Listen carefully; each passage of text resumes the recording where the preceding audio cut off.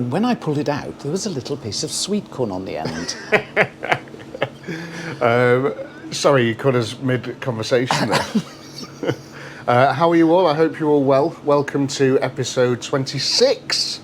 It's good, isn't it? The Wheels and Wings podcast. It's really good. I think we're about 80 people short of 2,000 subscribers. That's so many people. I know. How many people can you get on a large double-decker bus? I don't know. Ask ChatGPT. Yeah, well, are we going to play Trick the Robot? Yeah, okay, well, we thought of a little game after last week because we thought the ChatGPT bit was quite funny. So, and we've moved back to this spot as well, if you've noticed, which is better, I think. It's better. We're going to calm down a bit as well, aren't we? Yeah, we're going to calm down a bit. We need to calm down a bit anyway because I am, again, ruthlessly hungover. Why the hell do we do this on a Sunday morning? Like, the worst decision we've ever made, I think, is to do this on a Sunday morning. Yeah. Because Saturday nights are the one, man. Yeah. So I had last night Ben from Ben's Trim. So he's the vehicle retrimmer guy. Okay. Not a hairdresser. No. And he's the Bentley trained guy. Really, really good. And he works for a company now that's contracted by Polestar and people like that to design interiors. Very cool. And things. So really good. So he came out last night, and Rob, Workshop Rob. Yep.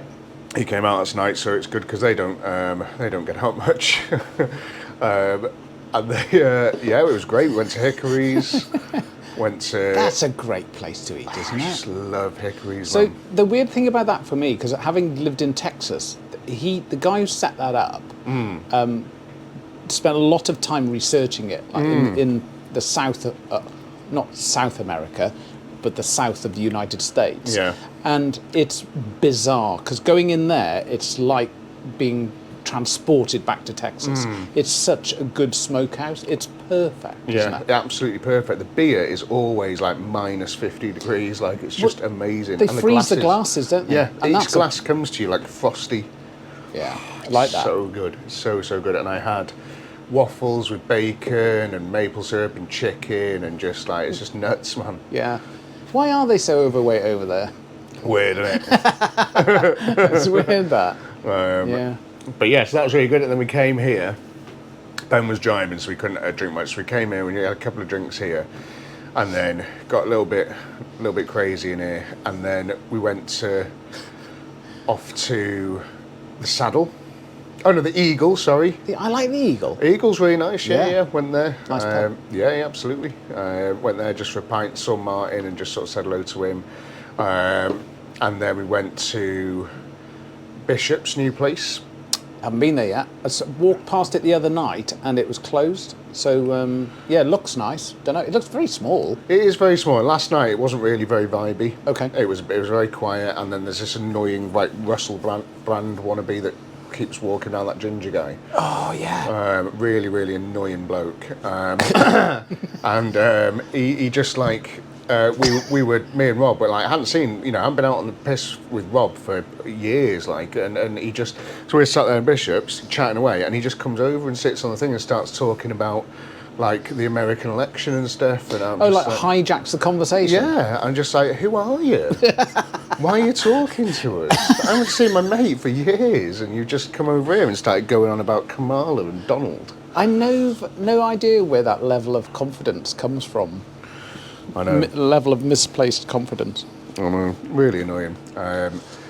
He's probably a lovely man. No, he's not. He's a bellend. And then we went from there. We went to Kahiki's.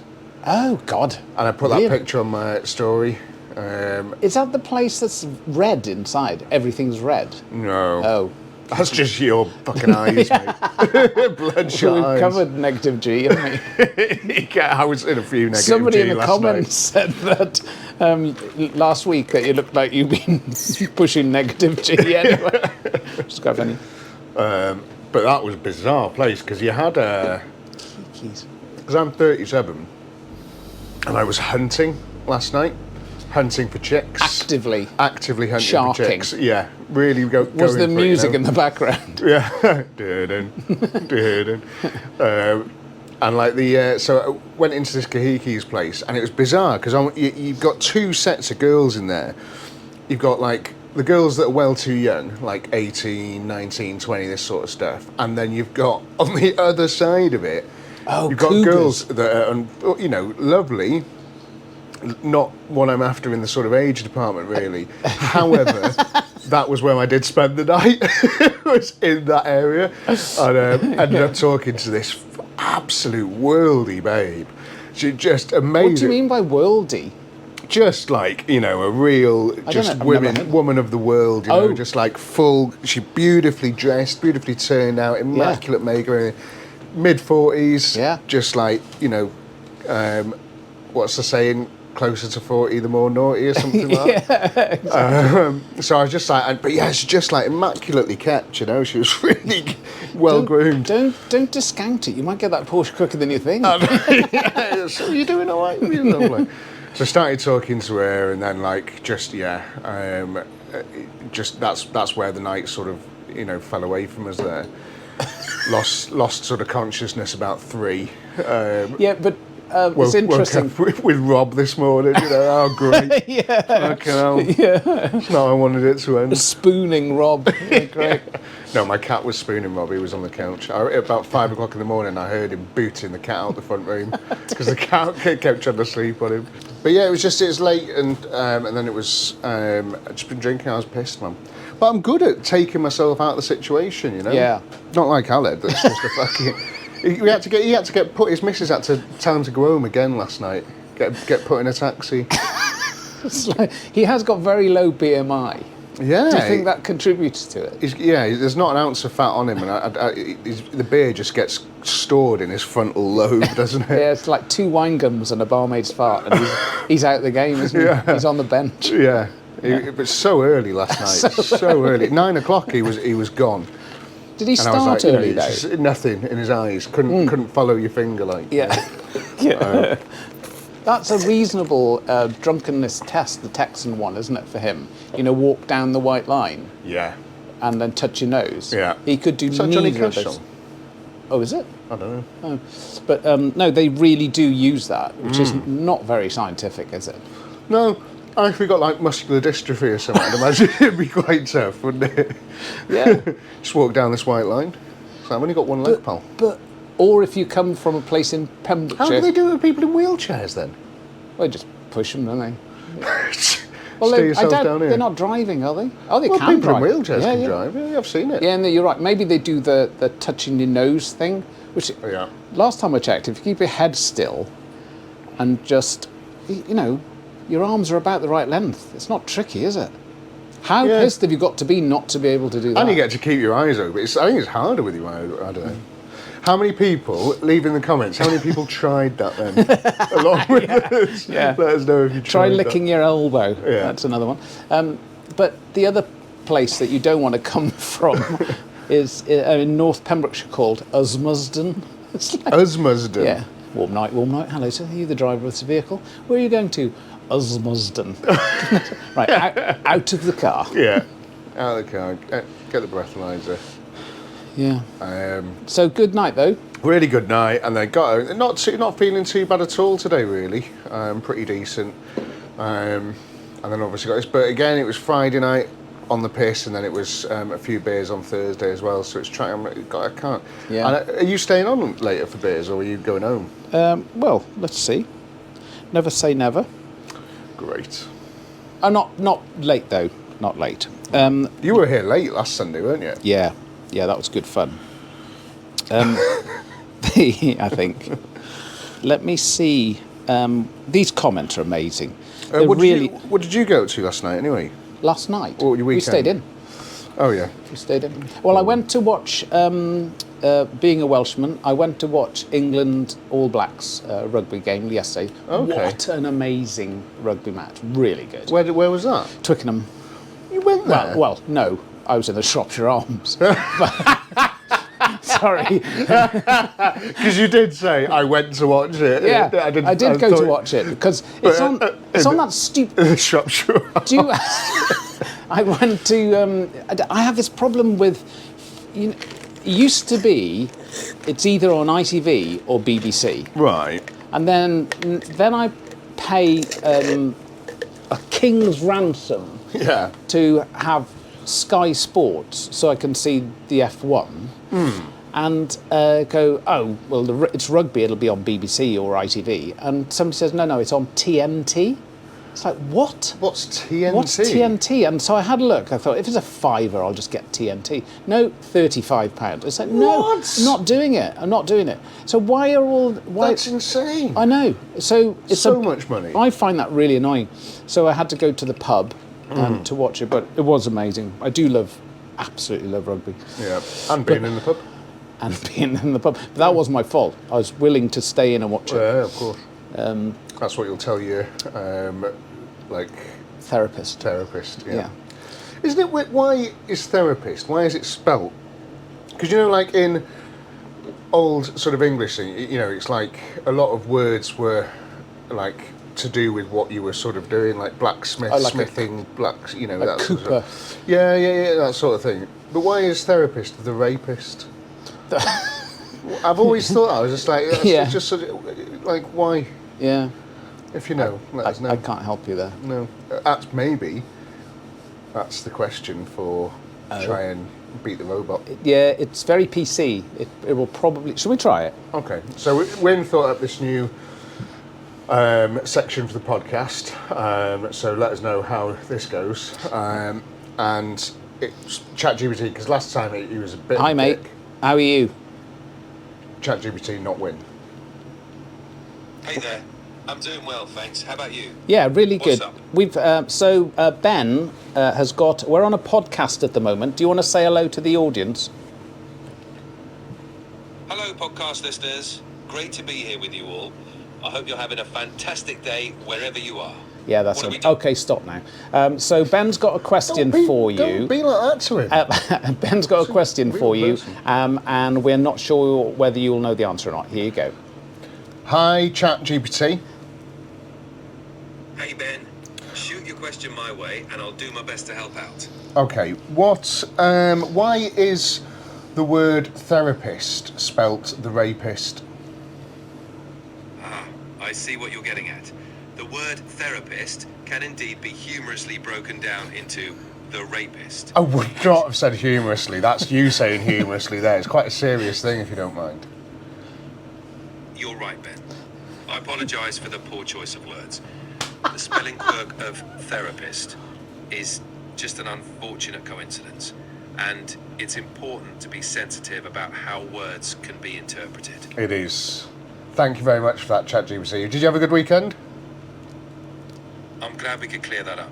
Ben, I don't have weekends myself, but I hope yours was great. Did you get up to anything interesting? Bye. See, I think it's quite good for lonely people. God, why doesn't he have weekends? Go down to the Clym Peninsula with a caravan. Yeah. Sit there, like, hugging his knees, looking out to sea. Does it think? Does it? Does it have an internal monologue? No, so it's an LLM, a large language model, which basically means it has all of the knowledge on the internet, which is quite a lot, and it just strings things together, and it sort of has so much conversation on the internet that it just parrots what it can grab, but there's so much on But there. it words it quite nicely, doesn't Yeah. it? It words it quite eloquently. Just like I did just then. Yeah, like you did. Yeah. Like what you did just then. But it's interesting that to that sort of stuff. And we need a jingle for that section of Beat the Robot. Oh, do we? But he won then. I feel like I think he won. I thought I was He was gonna even stump him. amusing in the beginning, till you pulled up on his poor choice of words. Really, like out of order, out of line. Jingle, eh? Should we get him to do it? I'm only moving this microphone because it keeps falling over, and I'm worried you're not going to hear me. It's not because I'm trying to show this thing off. Hi. Look, just quickly, you've got a big part in this podcast this week, but what we need is a jingle for each week. We're going to do a little bit where we ask the robot. Don't be angry about that. But we need a jingle, a very quick 10-second jingle to introduce this part. Can you do the jingle, please? I can't sing or create music, but I can definitely help brainstorm some ideas for a jingle. How about something like, ask the robot your questions on the spot? A short, catchy tune with that line could be a fun way to introduce your segment. Mate, I thought you What said do you you couldn't think? sing. That was brilliant. Thank you, bye. What was that? Ask the robot, put him on the spot or something. Yeah, it was shit. Yeah, it was shit, wasn't it? Yeah. Right, enough of that. I've been going through the... I know you're busy, and it is my job to look at the comments, but honestly, they're so good. They are good. There was one last week that was someone said, because I mentioned that I'd written off 5 cars in my first month of Oh, driving. yeah. And then we didn't touch on that. Yeah, somebody said, can you go into it? Said this week. Can you just cover how you managed to do 5 cars Yeah. in 1 month? So we'll just briefly go through that. So 17 years old, passed my test, had a Mark II Astra 1.3 swing, which from the outside looked like an Astra GTE because it had all the stuff on it. Nice. It was a bit of a pig's ear. No, it wasn't. It was great. So I got that and I wrote that off almost immediately. Actually, one thing as well I need to mention is I don't make any of this up. If I'm telling you something that sounds a bit mad, Yeah. just know it is actually the truth. Yeah. So I had the day of my driving test, I couldn't get my instructor's car. Usually do it in your instructor's car. Okay. So I used to go drive. So I had this Astra swing, and I used to go driving it around the lanes because I lived in a farm, and you just used to drive around the country lanes. But I'd Yeah. go quite far. I'd go into different sounds and stuff. You know, you go just So I drove to work and back when I was 16 because it was again just down a country road. You'd never ever see a policeman down there ever, and I looked normal, so nobody would ever sort of pull me unless I'd done anything bad. But anyway. That was to Summerfield as well, supermarket. Just to pull up in the car park, go to work. But anyway, so so on the day of the test, test was at 11 o'clock, whatever.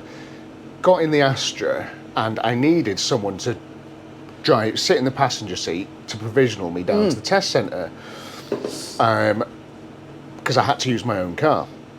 Nobody was available. Couldn't get all my family was at work. Couldn't get anybody to do it. You didn't drive yourself. So I got Tom.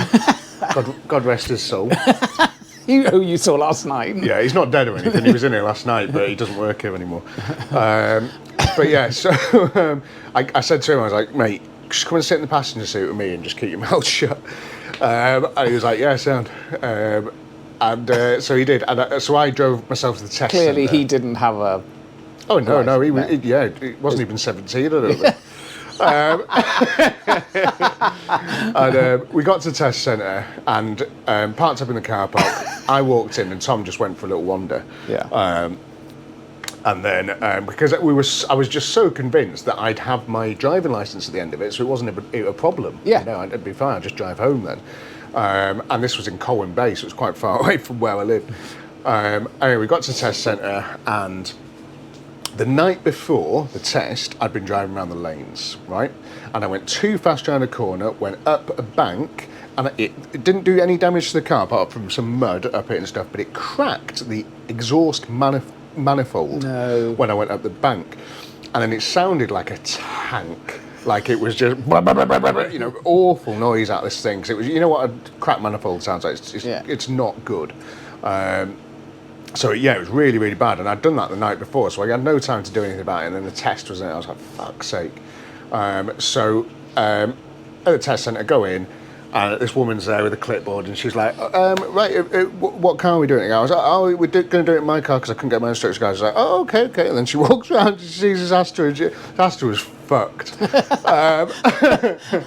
was in a real shit Because they need state. to know, don't they, normally, that it's in a roadworthy state. So that was the first thing that we did. So that's part of the test is sort of, open the bonnet, show me this, do all this sort of stuff. So we got to walked up to the car, and again, it is fucking minging. Like, she's got to sit in this and drive around. Tom threw up in the back of it like a couple of weeks before. Like, it was minging. It absolutely stank. And she just looked, I can tell on her face, like, this hasn't started well. And then she was like, the door was funny, she couldn't quite get in. I had to open the door for me and say all this sort of stuff, unlock it and things. And then she opened the bonnet, great. She's like, you start it up for me. And I started it up, and the noise of the thing, instantly she goes, switch it off. And I was like, yeah, what's your problem? And she goes, I can't let you take your test in this car. And I was like, why? And she goes, it shouldn't be on the road. Like, it's too noisy. Like, what's wrong with it? And I was just like, it's fine. It's just the exhaust. She was like, no, I can't do that. And I was like, what do you mean you can't? I've come in for my test. I've got my test. You know, it wasn't too bad back then, but it still took a long time to get a test slot. Yeah. Getting a test slot was difficult. It was quite a few weeks. So I was really eager to get driving legally, and. So I was just like, yeah, oh, fucking hell. So I had a bit of it to do with her in the car park. She said, please, we wasn't having any of it. So she was like, no, you can't do it. And then Tom was waiting at the petrol station down the road. And she started to walk back in after we'd had a little bit of an argument. And then I just got in the car and drove off in front of her. And I just remember her sort of looking at me drive past, like, out of the car park, and just like, and she must have been going, what the fuck? Who was that crazy bastard? But thankfully, I didn't get her again, and it was just some other bloke when I did pass, which in my instructor's Clio. But anyway, so so when I passed my test, that was just an incidental introduction into the Astra and me driving. But yeah, so passed my test, and then probably within a day or so, I was going well too fast around these country lanes that I wasn't familiar with, and I just too fast and went straight into the fence and bank and everything on the left hand side. Smashed all the side of the Astra to bits, all the fucking mirrors off, everything, just every panel done in, like, completely. Yeah, fucked. in fairness, like, writing cars off, if they're shit to start with, it doesn't take much, does it? Doesn't take much at all. Like, No, crack an indicator lens. I think Tom throwing up in the back probably. But you can't talk about it when you see as well. It's brilliant. But yeah, so but completely destroyed. That's hilarious. So then we drove it back, and I parked it right up against the wall. So my auntie and uncle I lived with at the time didn't see the damage on it. I was like a bit embarrassed about it. So I was like, fuck, I need to get a new car. And I went and I found like a Nissan Sunny 1.3, and it was a cool as fuck little car, really smart thing. And so this is only a few days later. It was like 500 quid part X or something. And then I went. There was floods in Ganwy. Yeah. Went through this flood on the way to pick Tom up. Yeah. Fine. On the way, when Tom was in the car, because Tom is a good choir singer. Oh, okay, yeah. You know, he's a big fellow, big lungs, like, you know, proper Welsh boy, like real, you know, solid bloke. Yeah. And when he got in the car, the car, naturally, with the weight and the suspension, it just dropped a tiny bit.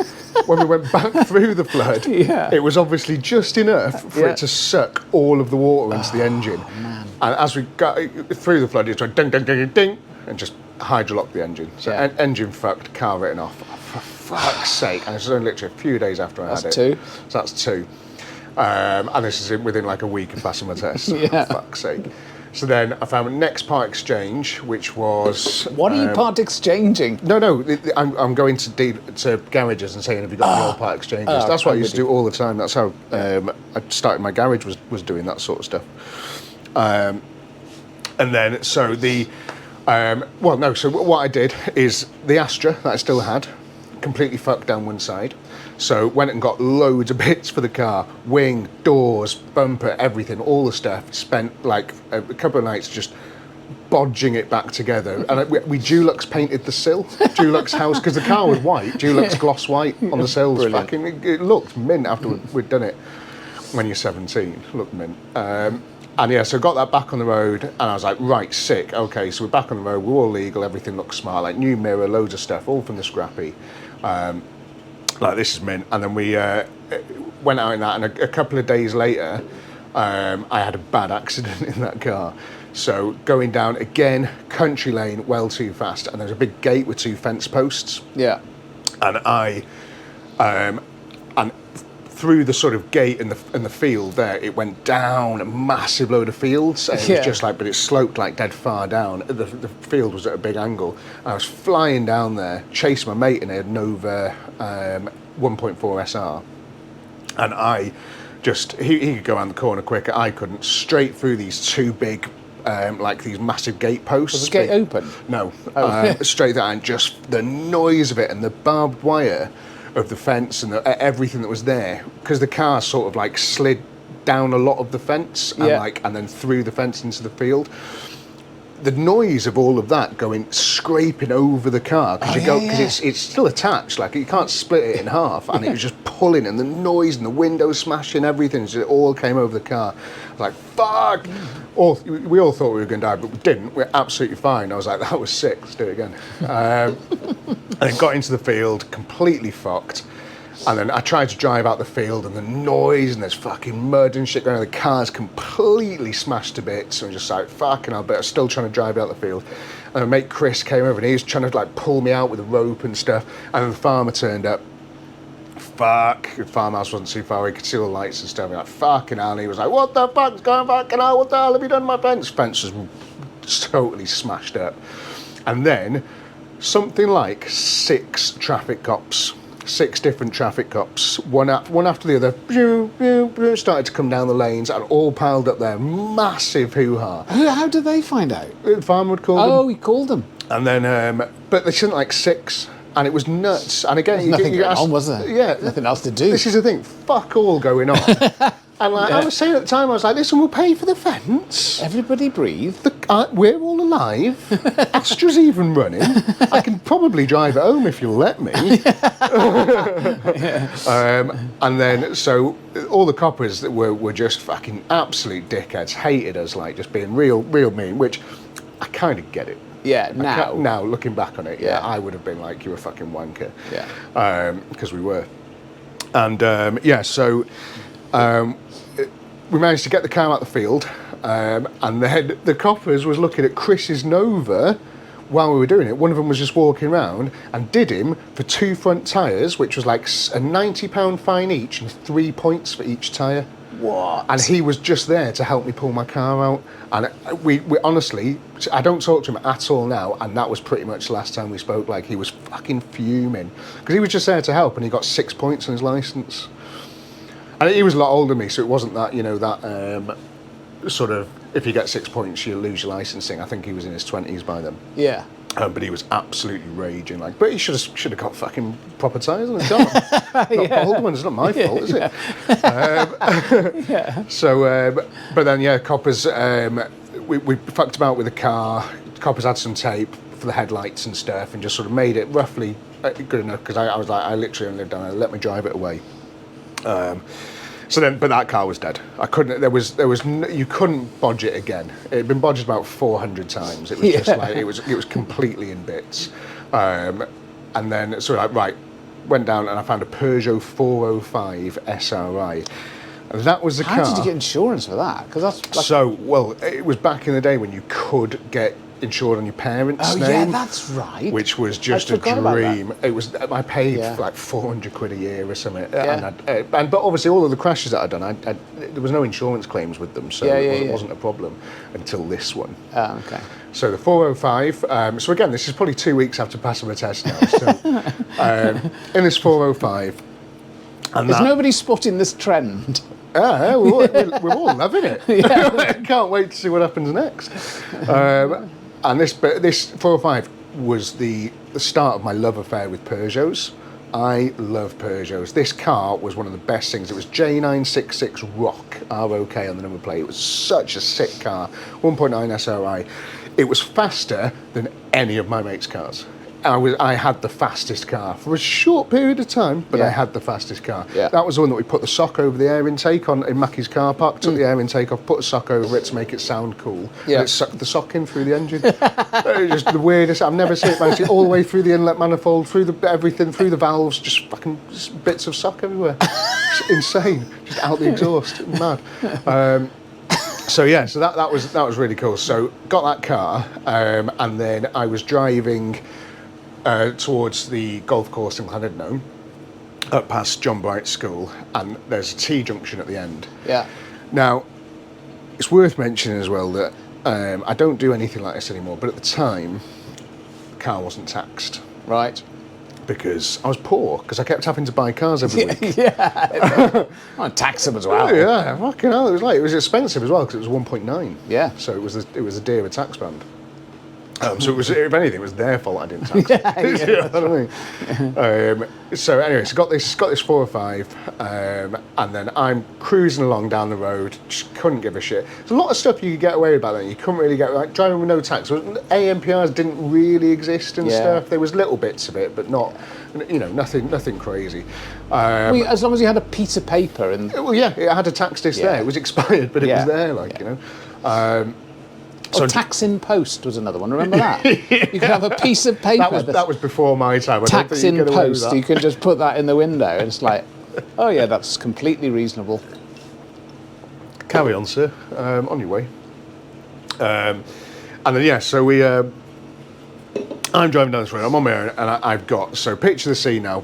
All the windows down, including the back. 'Cause it had electric windows all round. Yeah. It's a real nice car. This. I got my stereo in there, CD player. I got my tunes banging, like absolutely as loud as I can go. Like speakers were sick in the car. Shades on. Leaning right back in the chair. One hand on the wheel. Just a cool guy. Yeah. Real Yeah. cool Yeah, I 17-year-old can imagine, dickhead. yeah. To nobody else but me, I was cool. Like, Yeah. driving down the road, and I get to this T-junction, and I look to my left, look to my right, and there's a cop car going down over the bridge, going down past the T-junction. I was like, fuck. So the bridge just before the turn off there, and I could just see him come over, and I was like, and these coppers, both of them in the car, eyeballing me. And I was like, oh, shit. And there was a left-hand turn after the one that I was on, that went to the hospital and I didn't know. And I was like watching them go past. I was like, please don't turn, because if they turn down there, they could just loop back round and come after me. Yeah. I was like, please don't turn. And he puts his indicator on and goes down there and starts to speed up. I was like, fuck. So I just put it into first gear, pulled out, Ford Escort coming over the hill, Ford Escort Estate, smack right into the side of me. Span me round a full 180 degrees, and it stuck the throttle on the engine, so the engine was going bam, bam, bam, bam, bam, bam, bam, bam, bam, bam, bam, full on revving as fast as it can. Car's completely just blown to bits at the front. Real bad smash. I'm like fucking all dazed, like what the fuck. Sure enough, the copper had come round, and he pulls straight up, and he's like, wow. Sorry about that, camera keeps dying. Copper pulls up. I'm there like, fuck, and I jump out the car straight away, doors a bit smashed in, managed to get out, and then I'm walking around, I go up to the Ford Escort, and the Ford Escort completely fucked, disintegrated this thing. Nice one, it was like an S-Reg Estate as well, like, it was a pretty nice car. Inside the car, you had this woman driving that was heavily pregnant. Oh no. Passenger seat Yeah. was a large woman. Yeah. And again, I'm not making any of this up. In the back were two quite heavily mentally disabled, like young adults. Right. They're sort of like real non-verbally type. So they were two carers. Right. Of these people in the back, and they're all these two. How did they take it? They were alarmed, screaming. Oh, were they? So they were all four of them in the car were screaming, and I was just like, "Oh my god!" I was like, "I've killed everybody." I've killed everybody. This is just the worst thing that's happened. This is. No, it's a well-known fact at an RTA at a road track. We used to get told this because of search and rescue. You just leave the ones making a noise; they're fine. Yeah, nice. Yeah. But anyway, and I could see this, but nobody else could. But the two mentally disabled young adults in the back were screaming, but laughing, screaming. Oh. So they were sort of like just really... This was like, exciting. Yeah, just like, it was just this loud noise, what's happened? You know, it was all fucking crazy. It was the two women in the front that were like really screaming. Yeah. But there were two in the back were like, and anyway, because it was an estate car, I looked in the back, and they had loads of food shopping in the back. No. And it had completely catapulted all of the food shopping, it just all over the car. So there was like smashed yogurt pots and stuff on the back of these lads' heads. Like, I was like, oh God. I was just like, this is it, it's game over, game over. But anyway, so I go to the car, I'm like, are you okay, you okay, you all right? And they were both like, oh yeah, we're okay, fucking, you know, and everybody calms down a bit, and like the cars, I'd switched the Peugeot off so it wasn't revving, and the noise had settled down, and everybody sort of calmed down a bit. Ambulance comes, another cop car comes, the coppers are sort of just trying to make sure everybody's okay. Copper comes to me, he goes, right, just go and sit in your car now, you've been in a bad accident, just go and sit in your car now, don't move, sit in your car, ambulance is on its way, we need to check you over. Sat in my car, looked over at the tax disc, grabbed the tax disc, put it in my pocket. So there's just no tax disc there, but I thought if I leave it, they won't spot it. It's just like one of those mad things. Put it in my pocket and just sat there. And then an ambulance guy comes up to me and he's like, what, are you okay? And all that sort of stuff. And I was like, fucking sound, mate. Yeah, do you reckon the car's going to be all right? It's only got 3 wheels now, but yeah. And they were like, so anything? I was like, I got a bit of pins and needles in my legs. And they were like, right, well, you could be paralysed, and it comes on slowly. And that is a first sign of, you know, so we need to put you on a spinal board, and then take you to hospital. So they strapped me down to this spinal board. I think, again, it was a slow news day for them. Yeah. And they were trying to just, you know... Yeah, ramp it up a bit. Ramp it up a bit. So I'm like, because I've been walking around. Yeah. But I did have, my legs were killing me, like, and I was telling this to these, and they were just like, look, it's all precautionary, but we've got to keep you straight. Strap me into this neck thing and all this sort of stuff, and like, took me to hospital. In hospital for like 5 hours, and then this... Where'd you go? Bangor? Bangor, yeah. Which was weird, because I was literally right next to Llandudno Hospital, but they took me to Bangor. What's that all about? Ysbyty Gwynedd. Why do they do that? Is it because they can't deal with...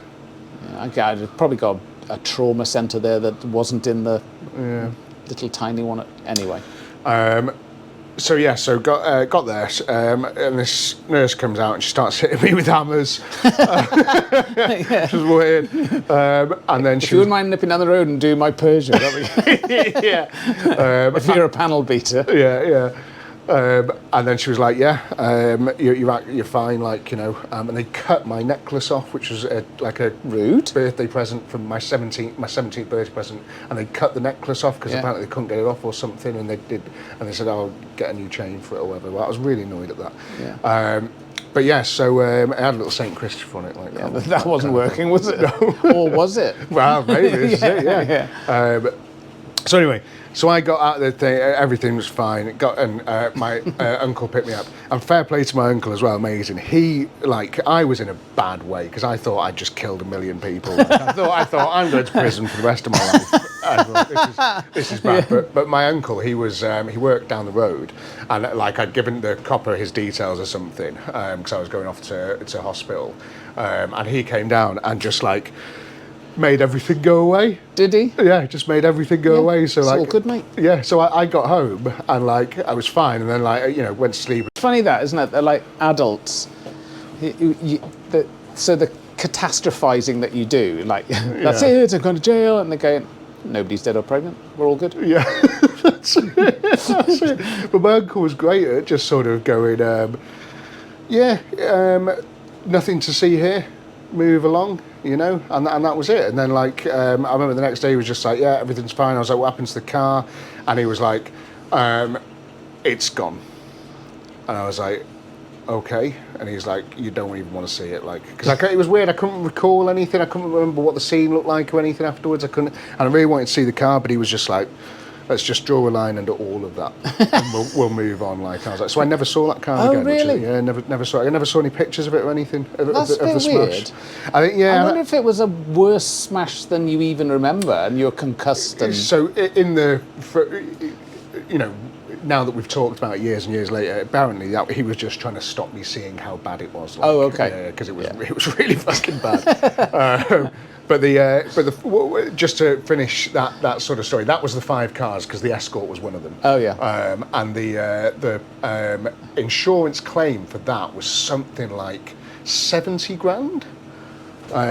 Because of the 4 people in the car, like they all had a dinner. Oh, they all had whiplash. Yeah, all had all the bits. Yeah. But two lads in the back were fine before the crash. Yeah, I bet they didn't get any fucking money, did they? Oh, you've got 20 grand. Okay, well, I'll look after that for you. You're a bad man. But the pregnant one was fine and everything. It was fine. Cool. Nothing happened. Except I needed to get another new car. Yeah. And that was that. That is good going. It was really good going. And the car I bought after that was a 2-litre Pinto Ford Transit. Oh, hang on. Yeah. They'll slow you down a bit. Or would it? Yeah, but we needed somewhere to sit and smoke weed, so we thought we'd do it in the back of a van. You try to if it's a bit bigger, I might just like hit other people and be fine. Yeah, absolutely. Yeah, it's a sick van. I used to do donuts in the snow in it. It was a really cool van. Wish I still kept it. Yeah, very good. Anyway, so that was the story, just to clear Good, it up. because that was one of the questions It was. in the comment. Took 40 minutes to tell it, but yeah. No, like it. Yeah, so we know about crabs now. Crab fat, that was interesting. Grease. It was. There was a question for you on storing stuff in the jet. Yeah.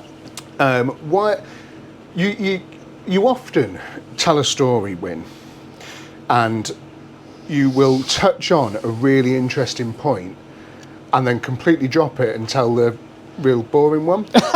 Oh, I've just read somebody said nobody says boring anymore. No, nobody says boing anymore. Oh, boing. Is that boing? Can't read. Anyway. That's all right. But yeah, so you mentioned like come on. when we're not.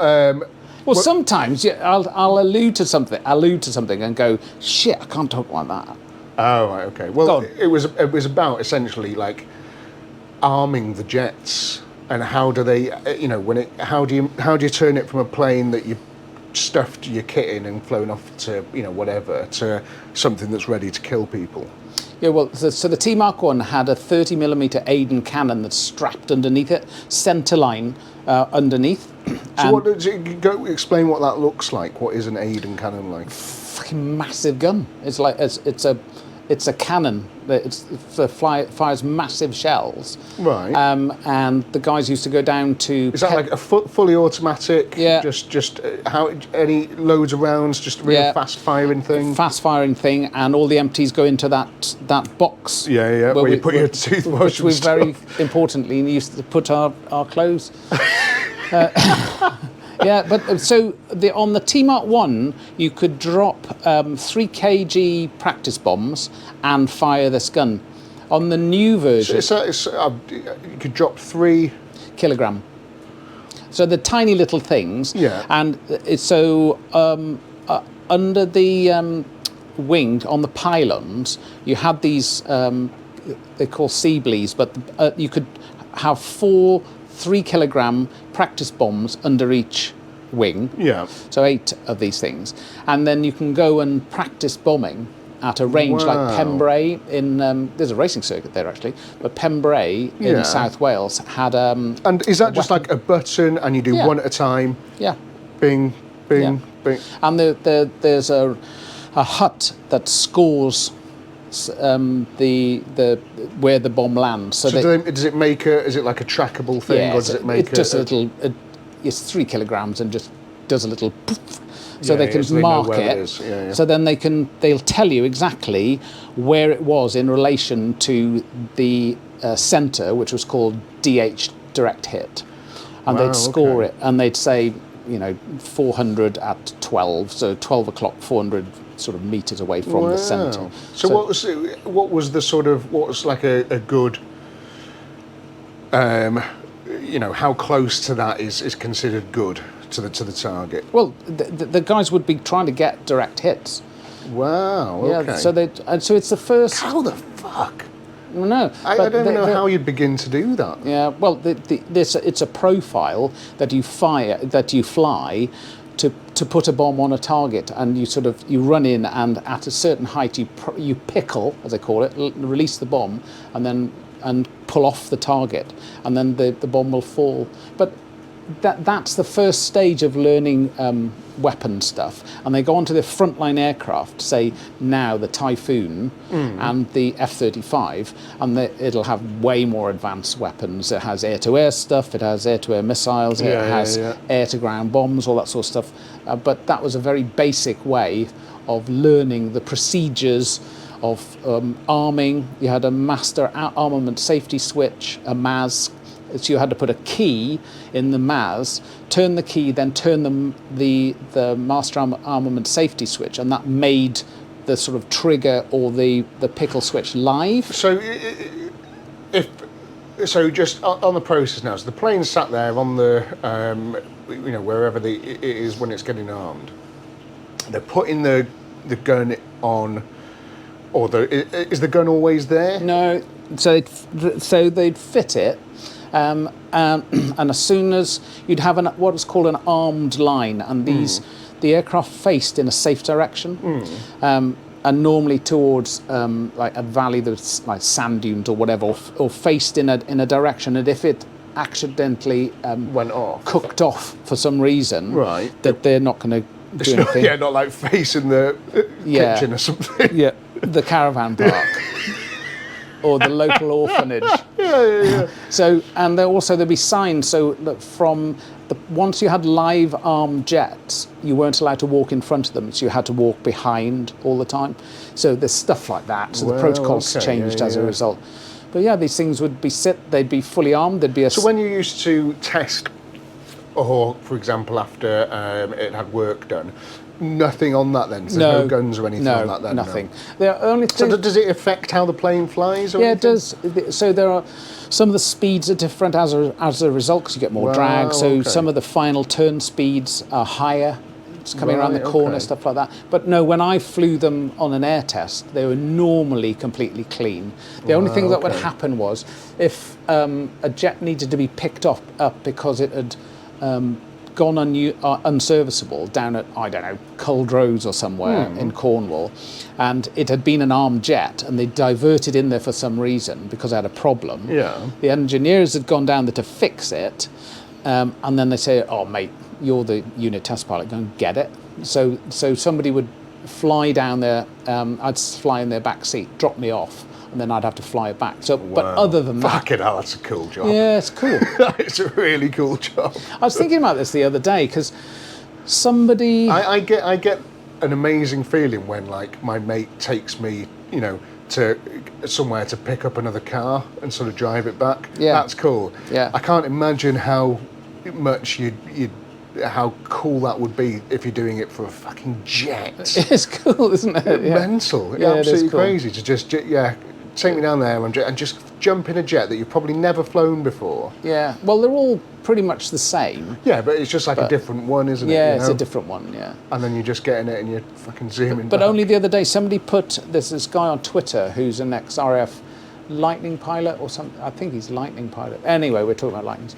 And he was talking about, and he showed a picture of the flight line at RAF Valley and with a long line of Hawks. Right. And he said loved flying the Hawk because all pilots loved flying the Hawk. Because even if they'd flown much more complex, bigger airplanes, more powerful, the Hawk was a beautifully balanced, harmonised airplane. It's just everybody loved the Hawk. Really, relatively simple, relatively high performance, but everybody loved it. And I was thinking, and I tweeted back to him to say, I was lucky I had the best job ever. I was the unit test pilot there for 12 years. I lived in Rossniger, which was a village at the end of the runway, cycle into work, do a couple of air tests, cycle back to the pub, have a few pints and go home. It was just the best job in the world. Yeah, that just sounds the best job. Amazing. But in the summer, and this is... Was it just briefly, was it much shitter to do that job in the winter? Not really, apart from wearing an immersion suit, which is a pain in the arse. But so you had to wear like a bunny suit, which was a thermal, like warm, fleecy suit. And then over the top of that, you wore, which is we called it an emergency, but it's a dry suit, so it's got rubber cuffs and a rubber neck. Wow, okay. And built-in socks. Yeah. And so it got quite hot. Yeah, and yeah, then so you had to wear that because if you ended up in the sea, you wouldn't last long. But the nice thing about the summer is just flying suits, so it's great. Yeah. But roll your sleeves up. But you get lots of people in the summer. There was a caravan park quite close to the end of one of the runways at Valley, and the people would line up at the fence and watch. And I always used to say to the young guys, make sure you take your oxygen mask off and wave to people. It's like it's a privilege to do what we do, and and don't just sit there like I'm a roughy tufty fighter pilot. That's shit. Make sure.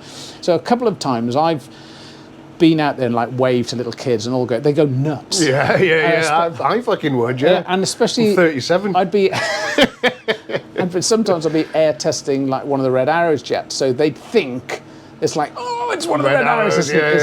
It's not.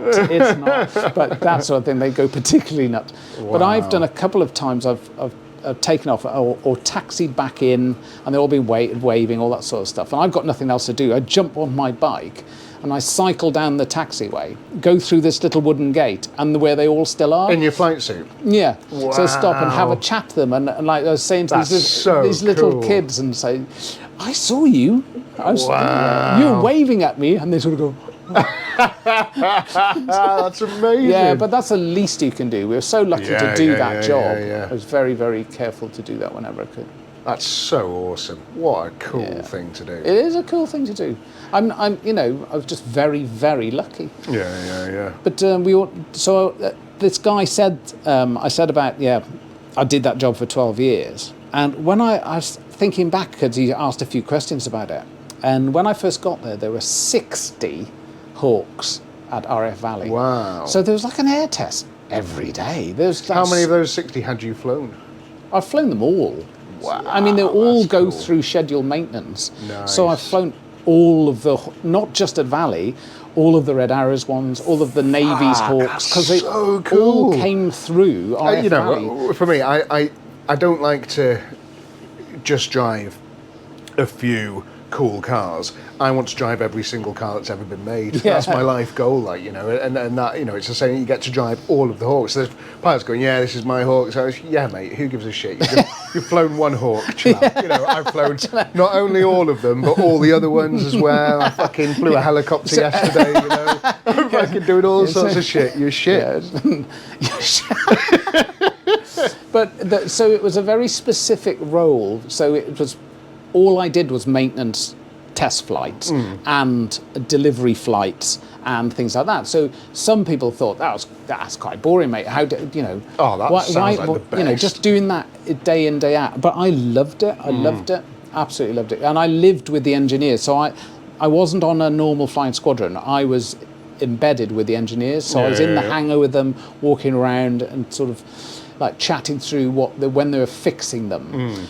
And now and again, you'd get a Hawk where it hadn't flown for 3 years. It'd have a bird strike, and then you could fix it within 6 months. But they said, do you know what? Instead of fixing it, we'll take that engine, put it in that one, and then, as soon as we've taken the engine out of that one, we'll take something else off it. Right. And every now and again, you'd get a jet, and hadn't flown for 3 years, and I'd get in it and go, it's like Grandad's axe. It's like, how much of this is actually original? So you go through the paperwork before you fly it, and you go, fucking hell, it's like they've changed everything on this thing. But, most of the time, they're really good. The engineers are amazing. That's so cool. But I had a high degree of trust in those guys. Yeah, well, you'd have to, they wouldn't you? were amazing. Can't just pull over on the side when you're lay-by, thousands of feet freewheel up, into a lay-by.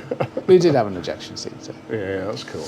But you're just on the arming bit again. I've got, I need to get into that a bit more. So your plane sat there, and then the guys come over. They bolt a gun on. I imagine they're putting some sort of switch gear electronics in it or something, that type of thing. Yeah. So it's not. It's all electronic buttons. Nothing's like cable led or anything. No, that's all electrics. and they're, you know, the sockets are already there. Yeah, so yeah. they attach the gun, and then all of there'll be like a plocket, like a plug socket thing, Right. with one of these that you push in and turn, and it clicks in. Oh, nice. Yeah, You know, and so you'd wire the thing in, and the armourers. So the guys who did Got a with great story about one of those master loom plugs as well. Remember to touch on that in a minute. Okay. Yeah, go on. but the armourers, as what? So anybody dealt with bombs, guns, ejection seats, because they have rocket packs in their armourers. There's Yeah. always there's a good song about the armourers. So say, A, I'm an armourer. B, I'm an armourer. C, you're an armourer too. So not saying they weren't thick, but I'm just saying that was a song. Sorry guys, we needed you.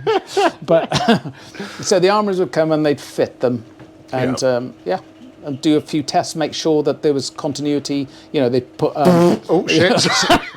Sorry. All me. And what I don't know, you know, I might be asking you questions that you don't know the answer to, but like, the how much does it cost to empty a full ammunition on one of those guns? No like, idea. Is it, you know? I have no idea. And I know a man who might. No, he won't. And no. maybe just like, you know, how quickly do they sort of burn? You know, what per bullet? You know, what sort of money are we talking Yeah, about? Try and find dunno. an answer. Yeah. Wonder if chat. No. Turn into the ChatGPT show. But yeah, so you've got and you've got your stick. You've got a couple of buttons on there. Yeah, and they've got covers on. So, for example, the bomb pickle switch, it's covered. So the last thing you do, so you've got your master armament key that is on a lanyard that isn't in there. So that's always on the pilot. It's their responsibility. The fighter pilot is you know, that's his key to arm the thing. Without it, so say if there was just someone moving the plane or doing stuff, they haven't got that key. No, it's there. It's on a lanyard, but it's not in the switch. Right. Okay. So if you can imagine this key that goes into the switch, you turn that, and that allows you to turn the master. It's a rotary switch, a master armament safety switch. So then that puts everything live. Then you have to flick the cover up on the either the trigger or the bomb pickle switch. And that's on your stick. And when it's black, the cover's black. When you flick it up, it's day glow orange, so it's very obvious when it's up. Yeah. And then you've got the button. So there's a few steps there to go through before you can actually do anything for real. So there's that. And the one of the jobs we had to do when you had fighter squadrons come into RF Valley, there was a bit at the end, and it was called STCAMI, Strike Command Air-to-Air Missile Establishment. So they'd come there to fly. They love the old abbreviations, don't they? Like, love them, yeah. Do you like the TLAs? What's TLAs? 3-letter abbreviation. You fell for that. Oh, that's brilliant. So they'd come there and they'd go to Aberporth Range to fire the missiles at the targets. Ironically, the business I work in now. So the targets used to be called Jindoviks, and they were flown out of Llanbedr airfield. Right. And they were huge things. They were the size of a small jet.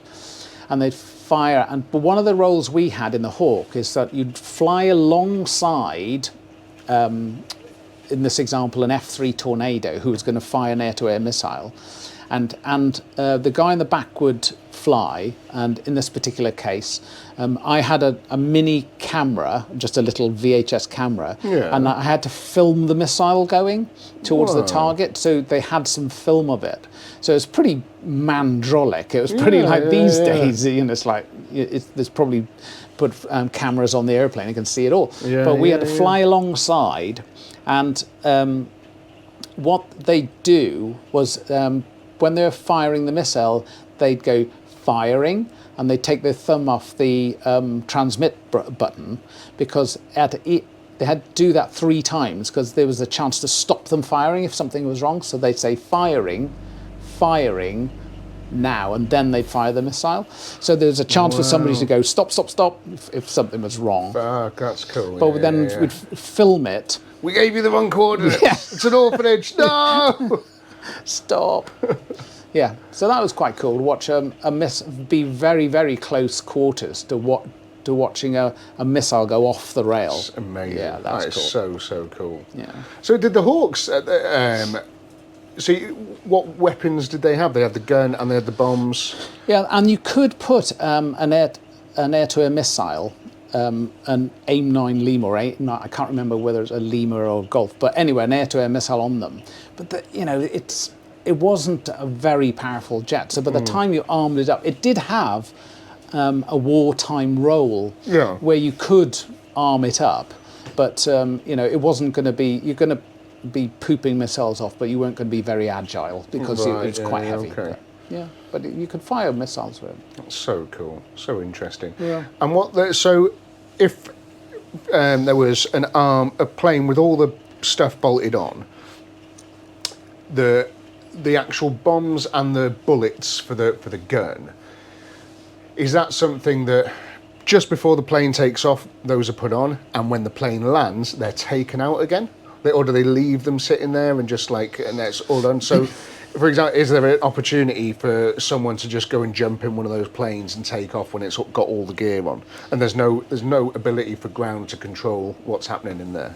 I mean, you're talking about something like jumping over the fence. They're going to know how to start it, get it off the ground, and then understand how to fire the weapons. There's a lot in that. So it would be an ex-pilot who's flown that type for a start, who's gone mad for a start. But secondly, when they come back, the idea is that they've spent all the stuff anyway.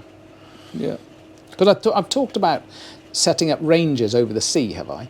Towing the banners. Yeah, so they had to shoot at you. Yeah.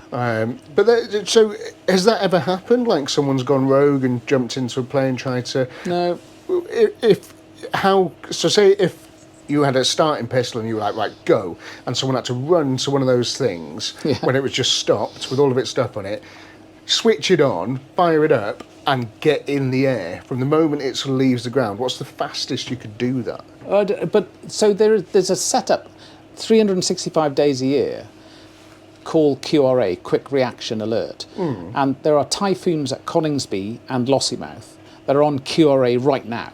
And they are primed, fully weaponed up. Yeah. And with all the switches in the sort of most advanced stages possible before actually starting. Wow. It's like plugged in to power systems, all that sort of ready to go.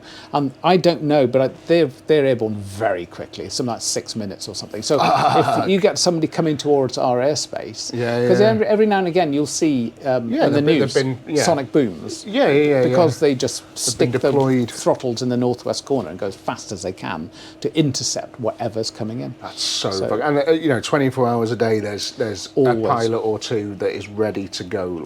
Always. That's cool, isn't it? That is really cool. Yeah, it is. It is. So other countries don't fuck with us.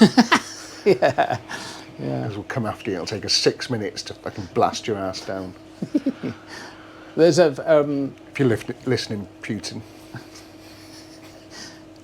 If he's going to do it, I don't think he will. Well, the amount of listeners is going up. Any one of them could be Vladimir Putin. Any one of you. You wanted me to remind you. What were you just talking about? Has that gone already? Oh, yeah, no. So that is a master loom socket. Are you getting the beers in, are you? Yeah. Do you want to get... well, let's just swing that. You having a shandy? Yeah. This is how it starts, isn't it? The escalation of alcohol. So...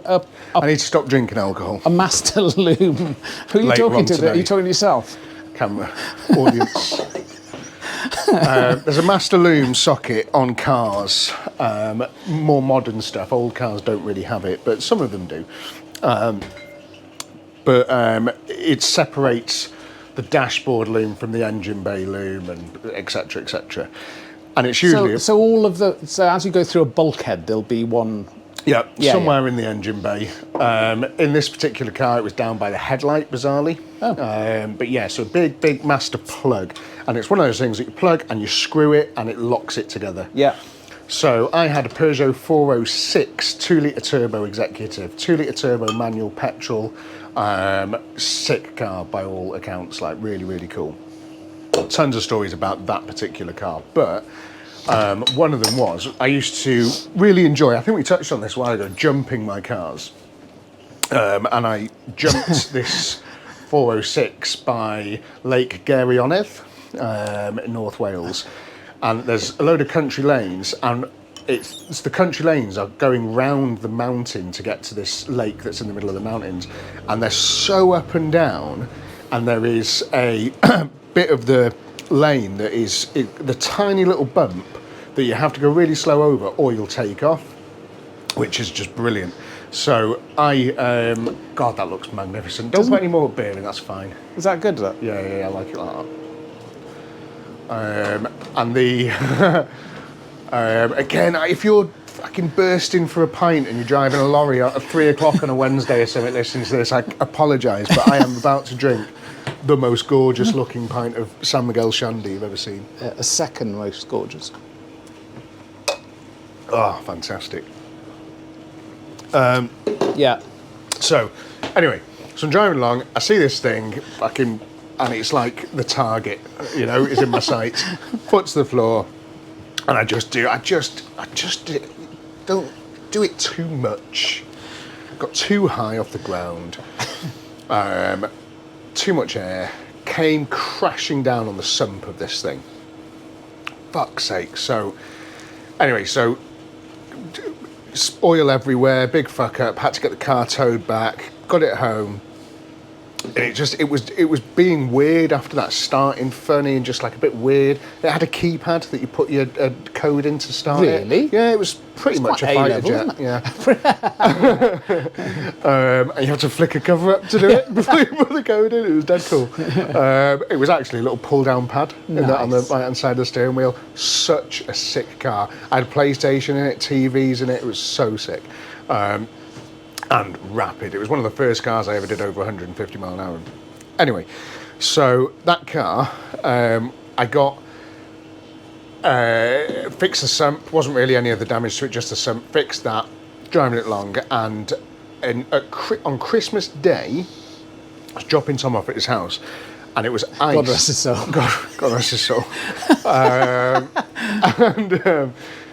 And there was a little road that sort of goes down quite a steep hill before you get to Tom's, and single track thing again, but it was covered in thick ice. It was middle of winter, covered in thick ice.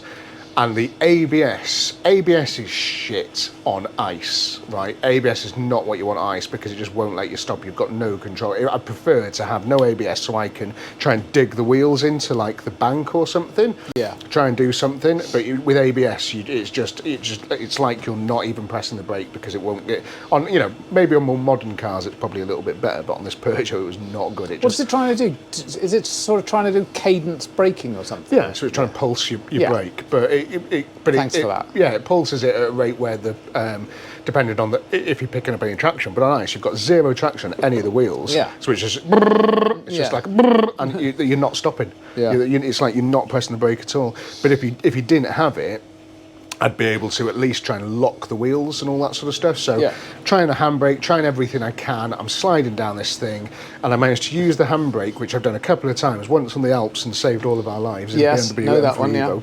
Brilliant. So I slide this Peugeot slightly to the left, so I'm hoping it'll just hit the bank where the field is and just sort of stop.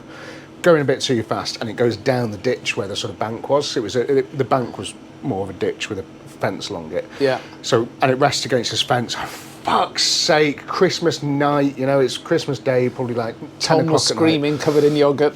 Yeah.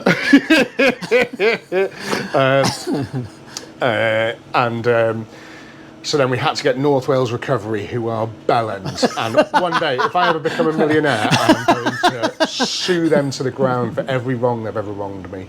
They've wronged me so many wrongs. North Wales Recovery, dickheads. And then, so it's got so many bad stories about them. Rogues, like. So anyway, they came up, and I told them on the phone, I was like, listen, mate, it's down a ditch, you know, just fucking, you know, help us out here, like. And it was something like hundreds of pounds it was to get this fucking thing out.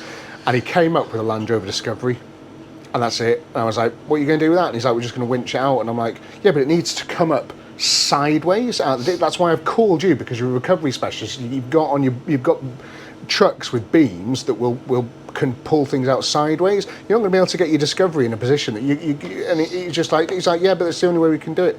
So, and I'm like, it's fucking not. You've bought the quickest thing because it's Christmas night. You don't want to drive a big fucking lorry like you dickheads.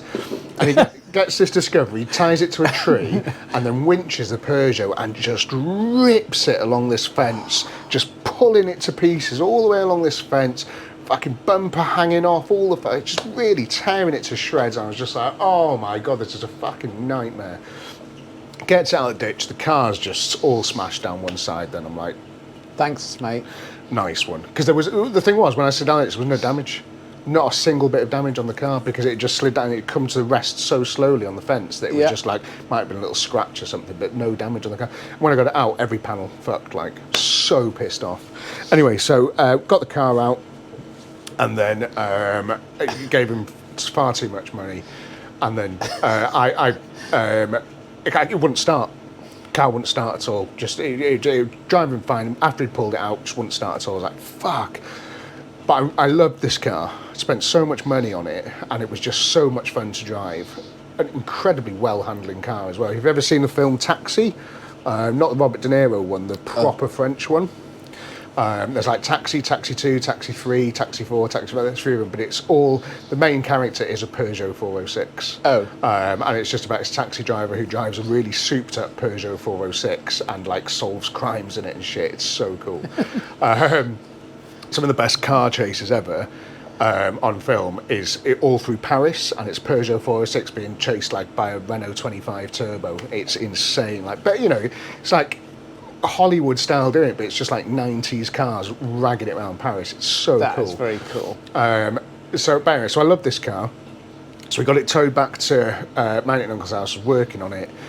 And my mate came around, Al, who, you know, really good sort of technical guy, and we just couldn't get this thing fucking started. Trying to put numbers in the codes, there was no lights on the dash, it was just being dead fucking weird.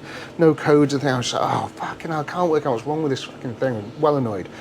So I cleaned it up a bit, winged, you know, pushed some dents out the door, just made it look, you know, fairly good, you know, new wing mirror, all that sort of stuff. Same as I did with the Astra, and several other cars. Bit of Dulux paint. Yeah, no, I did a proper job on this. It was a really, really nice thing. Until this happened. So, couldn't fix it at all, and I took it down to Peugeot in Llandudno. I thought the only way we're going to solve this now is if we can't do it, and you know, all the other mechanics that I know, they just haven't got a clue. The only way we can do it is try and get it to Peugeot themselves, because they'll know all about this system with the keypad and stuff. Because we thought it was an immobiliser issue. Okay.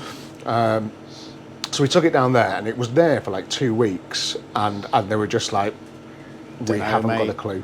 We haven't got a clue what's wrong with this car. Nothing's reading it. All the wiring looks superb. It's just we haven't got a clue what's happening with this car. Like, I was just like, I'm just devastated, because I was like, I'd had to pay them to tell me they couldn't fix it. They couldn't fix it. Great, and I'd had to pay for the, you know, towing cars all around. I was so annoyed. So anyway, I towed it back to my aunt and uncle's, and I thought I will start stripping it for bits.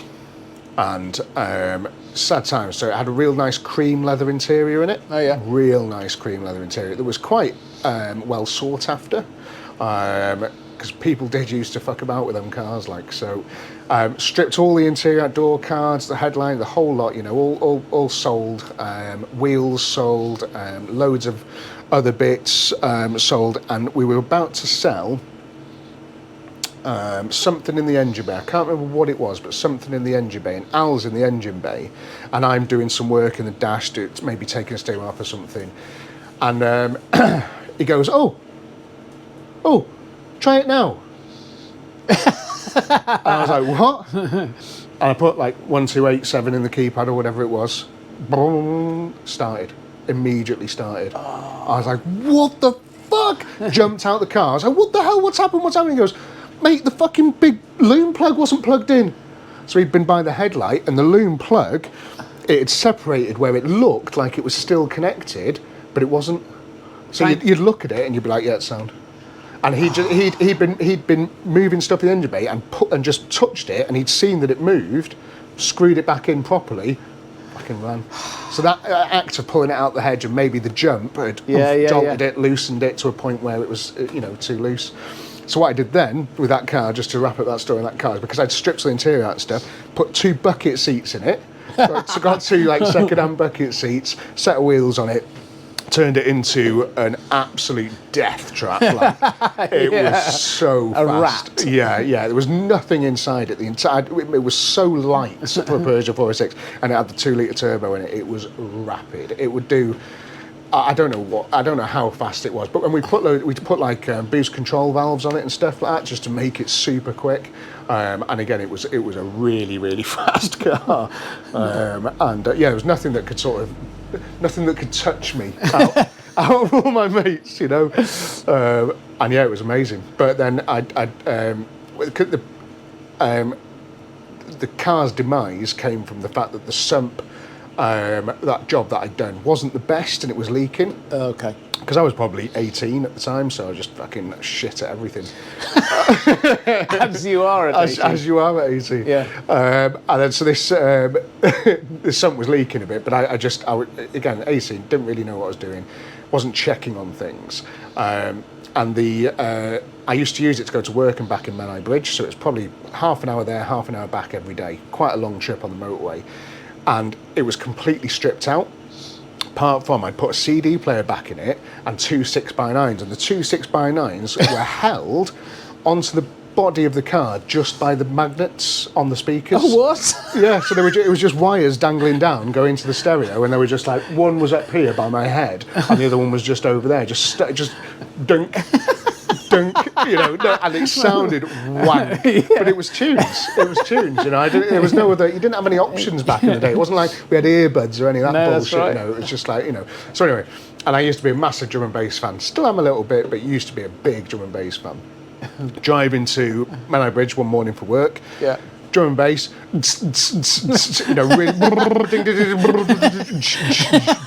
All this sort of stuff. So I'm fucking loving it. And the whole time, the car's got no oil. Oh. Car's got no oil, and the engine has started to go ding, ding, ding, ding, ding, ding, bang, bang, bang, bang. In time with your tunes. I've got no idea. And I'm like happy as fuck. This is fucking sick. I'm driving to work, and it was really late. It was like roads were empty. It was early morning. It started at fucking stupid o'clock. It was dark and everything, and just went ding, ding, ding, ding, and the engine's just cooking itself through no oil. And I started to, as I was getting towards the motor, I was putting my foot down, like, just a bit sluggish. Yeah, what's happening? Nothing's happening. Like, the engine's not responding very well. So I was like, fucking, I'll turn the tunes off. The noise it was making. Oh my god, so bad. It sounded like a metal typewriter being, kicked down a set of metal steps. It was so bad. I was like, oh fuck. So pulled over, and as soon as I put my foot on the clutch and stopped moving, the engine died. Completely seized solid. Never ran again. And I left it on the side of the road in Bangor for months, and it just got taken away. And I was just like, okay.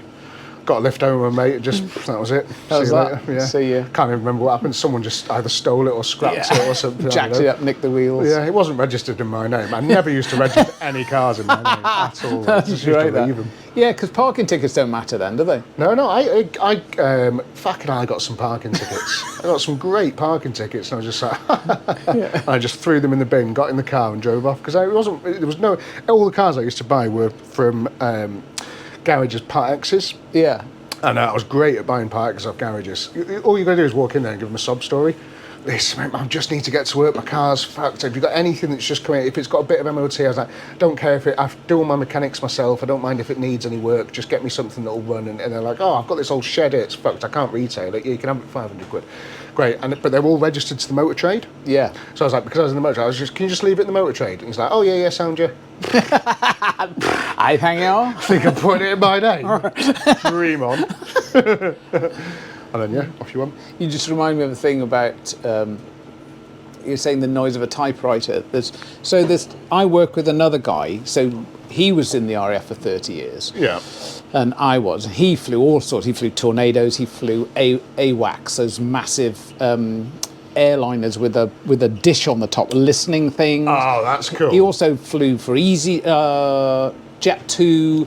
Well, so he's flown a lot. He was an instructor for years, so really like more experienced than me, and he's flown a lot. But we both Probably not in drinking though. not in drinking. No, I've never met anyone more experienced than you in drinking. I don't think. It's a wonder I'm alive. Really, It is, isn't it? I'm wired up to a lot of stuff back here that you can't see. Constantly I'm bad. basically constantly in dialysis. but it's funny. So we work for this company, Right. and this quite high up in the guy in the company met us for the first time. So we're both standing there, and we're explaining what we do, all that sort of stuff. And he goes, "I've got a private pilot's license," and we just looked at each other and then go, "Right." And there's a bit of tumbleweed, and anyway, he moved on. And this guy said the funniest thing. Yeah. He went, "What the fuck are we supposed to say?" He said he knows, our backgrounds. We know we've got combined about 60 years of like pretty high performance flying. Tell us you've got to keep up this. He said helicopters as well. He said that was like Fred Astaire watching a man in calipers fall down an escalator. Brilliant. Yeah, that's a good line, that, isn't it? Yeah. Brilliant. But it's like, come on. I know you're good at a lot of things, but, I think we do outdo you flying-wise. Yeah. Probably keep the whole PPL thing to yourself. Yeah. What would it take for you now, if you just wanted to, I'm going to go out tomorrow, I'm going to buy a BizJet-sized plane and just fly it? Just to take myself places, want to go and see the family in Texas. I'm just going to go and fly. What would you have to get paperwork-wise to do it? Well, so you'd have to. So I've already got a federal aviation air transport pilot's license. That the thing about the FAA that never goes away. It's just you're not current. Yeah. So if I could register it as an American jet. Then I could fly it under that. That's cool. What would happen is, like with any new airplane, you need a conversion course to it. Okay. So to learn that specific airplane. Yeah. So because everything's different. Like fundamentally flying it once you're off the ground, it's like great. It's fine. But all of the layout, the instruments, how it's not. It's you have to have that. If you haven't done it, you can't just blag it. No, you can't. You couldn't just go, I'll work it out on the day. I'll read the manual. I'll work it out. Do you know what? If you didn't care and it's your private aeroplane, I don't know how that... You could probably get away with murder. I don't know how it works with... But it's also how they pulling you over to check. Exactly. They probably do it on the ground.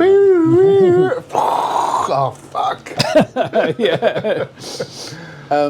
Yeah. But it's pretty trick to sort it all out. It's like getting it started. I've said before, the most difficult thing, and weirdly, every single aeroplane is different to start. Yeah. I'm sure, like the Airbus family, like because A310, A320, A340, A380, they have this thing where it's basically the same. So you go, yeah, that's how you start it. But if you jump into a cigarette lighter there. Yeah, exactly. Yeah. But Boeing to Spitfire to Jet Provost to they're all. You get in, you go, how do you start this thing? Because it's the sequence. Yeah. So in a Hawk, you have to have the batteries on, you have to have the fuel pumps on. Yeah. Then you have to. There's a little thing on the throttle you press, which starts it's got a little air starter on the spine, which blows air and winds the main engine up. Yeah. Then as you once you get a little green magnetic indicator, it tells you it's going fast enough. Nice. And then you pull the little pad down, enter the four-digit code. Yeah. Make sure that the master socket is by the headlight. Yeah. So so that's how you start a Hawk, but everything is different. Every helicopter is different. So starting it's a pain in the arse. And once you're starting it, you need to. So what does that course involve then? So would that just be like is it a day's thing, a day's course? So you book in somewhere. I've got myself this plane. Can someone come out and show me how it works? they come out and just, is it like spend a day with you, or do you go No, there? it'll be like a week-long course, and they'll have a simulator for it, and they'll fly it. Wow, Because okay.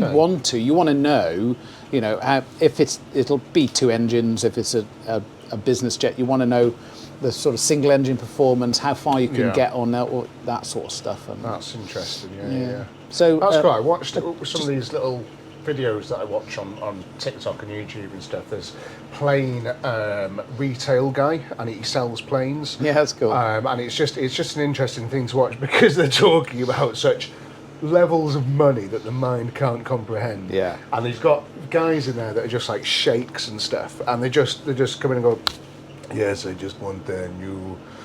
I want a new plane. I need to go from here to there, and I just want a new plane. And this guy's like, right, okay, so what plane do you want? He's like, I kind of like this one here. He's like, yeah, well, the problem with that is you've not got enough fuel capacity. So if you want to go there, you're going to have to stop. And he brings it, and the whole wall is the world. Is the plane? Oh, but the you're plane. inside it. Oh. So he's like, and he walks you around, but it's all like 3D visuals and the place. So he's doing a tour, so you don't have to actually see it. And he's got this whole roster of planes that are for sale.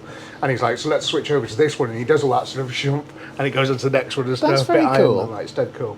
And then it's showing him around stuff, and then he's like, and then he brings the world up, and he's like, right, so this one here, and he does a few things. And it's like, right, so if you want to go like from Abu Dhabi to this one here, you would have to go from here, you'd stop there, you stop there, and it's just not up with this plane. You can just do this and all this sort of stuff. So that's really interesting. So it's not, fuel wise and stuff, isn't it? Yeah, but and some of those biz jets are amazing. Like the Gulf Streams, they're like you said, they can go like further, faster than you think. Well, they're smaller, surely they can't. But they fly higher. They fly above the weather. So once you get to 38,000 feet and above 40,000 feet, there's not much weather. Where Nice. most if you're in an easy jet going to Malaga. There's going to be turbulence and all that sort of stuff. These guys in the Gulfstream, they fly for like 50,000 feet. They're above everything and everyone. Cool. And they're just like, see you losers. Yeah. It's quite impressive. And when he's swiping across, he's like, if you want this one here with, I don't know what the extras are, but it is stuff like long range this, or like stuff like this, or if you want it parked somewhere, if you want it, he's like, it's an extra 25 mil. And he just swipes across, but this one you could probably do that 15 mil, and then if you want to add that on, it's probably another 3 mil, and these guys are just like, I don't care, I just want to just give it me, and it's like, how much money, like billions of pounds, and they're just like, for you and me, it's like buying a fridge. You know what I mean? It's like, fuck, I don't care, I just want a new fridge, mad. It is mad. Because Belle used to work in a place in Sheffield that used Sweeping chimneys. Don't start. And they used to make sort of gold-plated cutlery and that sort of thing, Sheffield and steel. But they also used to do high-end enamelled stuff, and a lot of it went out to the Middle East. And they'd be making these bespoke door handles, cheese knives for somebody's yacht, and like each one of them was worth like 150 quid or something, and teaspoons, and they had to have the right initials on it. And you just think, oh my hang God. on a minute, it's like this is a level of fuckery that is just gone off the map, really, isn't it? Yeah, that's crazy, isn't it? Yeah. What else have I got for you? Wanted to touch on something just briefly, because we were talking to Rob about it last night, and I saw a couple of auctions, and it's something that I initially I was like, I really don't agree with this, and this is terrible, but then I started to speak to Rob about it and his car, and it's something that I would never do, but doing a full nut and bolt restoration on a car and then rolling back the mileage. Yeah, I told you I did that in a Saab, didn't I? Did I tell you about that? No. So I sold this Saab. I was Part Xing it for You clocked it. a Peugeot 309 GTI. Sick.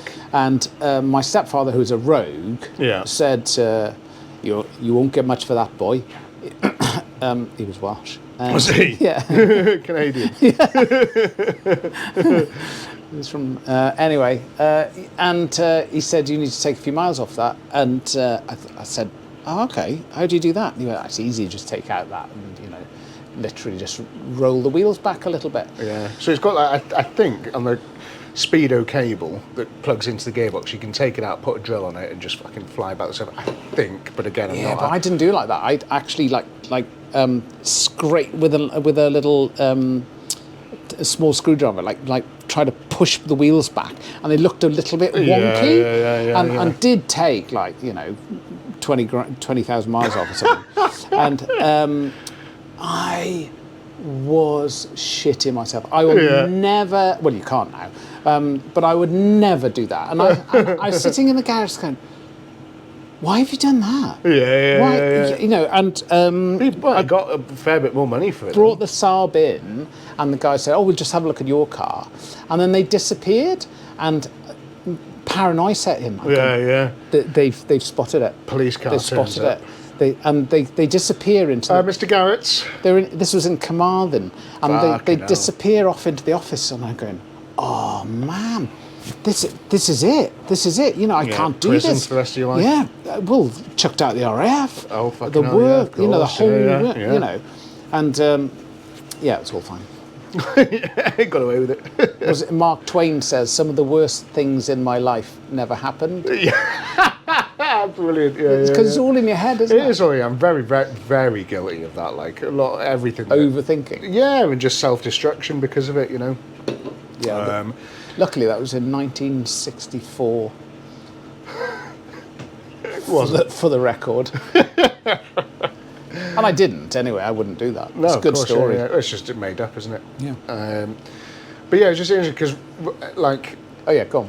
Rob has done a nut and bolt restoration of his car to the point where. Oh, it's MX-5. Yeah. So the engine's completely rebuilt with all new bits. There's not a single bolt on the car that hasn't been either bought brand new or what's the word for it, or sandblasted and then I can't remember what the word for it, like electroplated, where it goes in the bucket system. Yeah. Like different buckets, and they have. So he's done all that because he's a fucking nerd.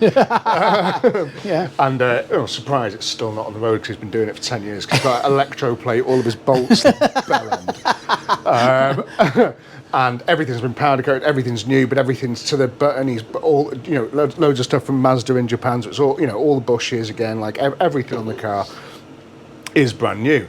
Seats, there have been all the fabrics being, sort of. There's a couple of marks on it, so he's bought 2 almost mint seats, and they're going to make a set of brand new seats essentially out of the 2, so you'd never be able to tell them apart. Carpets and stuff are being done. So when it's finished, it'll be like a brand new. No, it'll be better. Better, yeah. Better because of the extra protection and stuff that he's put on everything. And we were talking about it, and he said, and the rear diff's been completely rebuilt, new bearings, new everything, gaskets, and all the sort of, and drive shafts and stuff. So, gone real deep into it. The only thing that he hasn't touched is the gearbox. And that's where it all falls down, the argument, because you could never, if the gearbox was brand new, if you bought a brand new, or you completely rebuilt the gearbox with all new stuff, then, there is an argument to go, well, it's completely refreshed, let's do some paperwork and say the mileage before the rebuild was 90,000, whatever it is. Yeah. And then it goes back to zero. Is it back to zero? Because you'd have all the supporting documentation, you'd have all the pictures, you'd have everything, all the invoices. He's spent thousands and thousands and thousands on this thing, to get all the bits. So there is an argument there to then sort of do it, but he's not. Does he know it's an MX-5? Yeah, he's off his fucking head. Imagine spending 10 years and tens of thousands of pounds restoring a car that's still going to be worth 1,500 quid. He's listening to this Rob. as well. Sorry, Rob. I was joking, Rob. Only joking, Rob. We was in here last night. It was good fun. So if he's not touching the gearbox, then the argument completely falls down. But he was suggesting he would never do that. He wasn't suggesting he would do it. He was saying it was just something we were talking about. He was saying it's you should never do that, and I kind of agree. I think you should ever wind the clock back on a car to zero, even if you've done a full rebuild. But I did see a couple of people trying it on a little bit and going, it's now had a complete nut and bolt restoration, and it's only had test miles, and it got 6 miles on the clock now, and it's just like, no, not really. I've seen it done with motorbikes. It's a bit easier, isn't it? Because it's quite a simple thing. Yeah, there's less parts. Yeah. But I've seen that. But I think it's just, I don't know, it's just weird, isn't it? Because, I don't know, it's just contentious, I think, as a point. I mean, I think if the gearbox was new as well, if every single part is new, surely the previous miles don't count. Well, I think there's a case to be made. There's a case to be made, definitely. It's not something you go, no, absolutely not, no. It's like, no, but I get it. Like, I get what you're getting out there. But I still don't think I'd ever do it. Well, it's that thing about, so when they rebuild Spitfires, it's like, how much are you allowed to rebuild? And the answer is, as far as I'm aware, it's like, as long as you've got the original plate, that from Supermarine Spitfire with the original number on it, basically that's all you need. Yeah, it's the same with cars, really. Chassis. You'll see on eBay a dustpan and brush with a load of rust in it and a V5 next to it. Yes. And it's $8,000, but it's a Ford Escort Mark II Mexico or something like that. Right, so what people are doing then is they'll either reshell one with new bits that they've got, and they'll just put the chassis plate on it, and they'll put this other, make it, and then that's that car then. But you could essentially make one with that's been a car that was written off, and you could reshell it with new parts and stuff, and then it would never have been written off, and all this. So you just put it's a completely different car and stuff, which is again, it's weird. I don't know. It's about having immaculate things, or it's about things that, and it's what you talk about like using a 911 every day. Well, the Cortina. What about the Cortina? Yeah. Fucking hell. 2-door. I didn't realise it was 2-door, so I watched that video yesterday. So smart. Yeah. But it's parked outside my house now. I'm using that to get to work and back. Yeah. Still needs a Pinto in it. It does. But again, it does 65 mile an hour. It's absolutely fine. Yeah. I don't need to go any faster than that. But everything works. Yeah. Just don't have the music on. Yeah, start the music on. But like all the, it's all the sort of, it's got the patina. It's a bit worn in places and stuff. But I'm just so happy to be driving it. I don't want to shelf queen it and just be like, oh God, no, I will make it immaculate and never use it. I don't give a fuck, man. If it's pissing down, covered in salt on the road, I don't care. I'm gonna drive it, and then I'll wax soil it, I'll fix rust, I'll do whatever I can. But I just want to use the thing because it is super cool. It's the one car that everybody that sees it has got something to say. Yeah. Positive. It's really good. It's the same conversation about. There's a guy has started an Irish bar in town. Have you been there? No, it's really cool. It's really cool, and he's done everything right. You walk in there and you go, oh my God, this used to be a tattoo place, and it looks like it's always been a pub. Brilliant. But what it hasn't got is that patina, that worn in. And we went to a pub that consistently gets.